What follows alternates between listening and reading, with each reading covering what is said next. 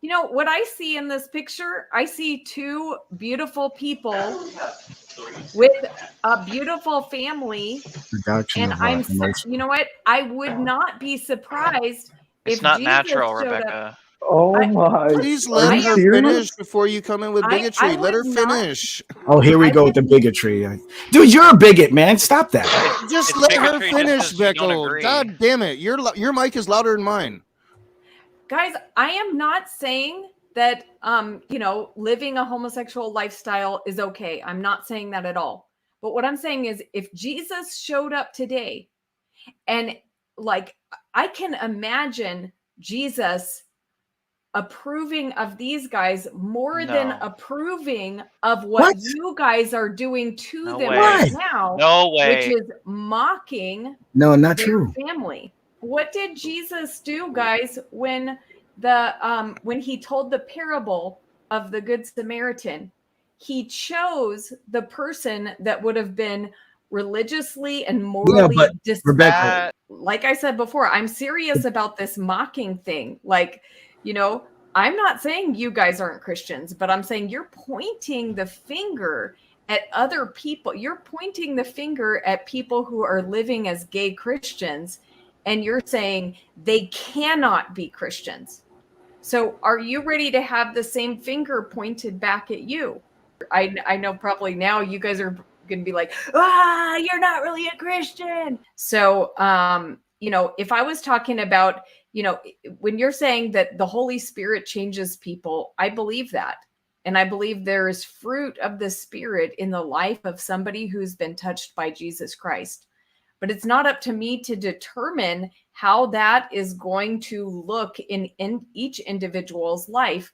And I would say that if we're looking for people in the church, anywhere, any Christians, and if any of us were put under inspection, okay, if your life was inspected for ongoing, continuous sin, then you would be found guilty. You would be found guilty.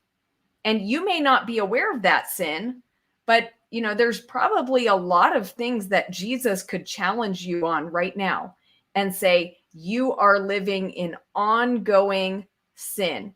And God doesn't mercifully, he actually does allow us to change slowly and to come to understand who he is and what he wants in a progressive way. So thankfully, none of us are under that inspection. None of us are under that inspection. And so I'm not about to look at somebody else's life and say, what I see in your life tells me that you are not a Christian. Are you ready to have the same finger pointed back at you? To me, it felt very gross. And I mean, the Holy Spirit in me is saying what you guys were doing, looking at that picture and mocking Pete Buttigieg, is an abomination in the eyes of God. An abomination in the eyes of God. I'm not saying Pete Buttigieg's relationship is right in the eyes of God. I'm just saying that taking someone who is made in the image of God and tearing apart their life and laughing at them is an abomination to God. That is probably an ongoing sin that the Lord is not happy with. That is probably an ongoing sin that the Lord is not happy with. It's possible that we're making a huge deal about something that God is willing to overlook. Maybe God, it wasn't God's ideal for two men to be married, but maybe God is, willing to overlook the aspect of it being two men. And maybe God is willing to say, you know what? These are two people who are in a loving commitment to each other for life. And they're doing good things like raising children and, serving people.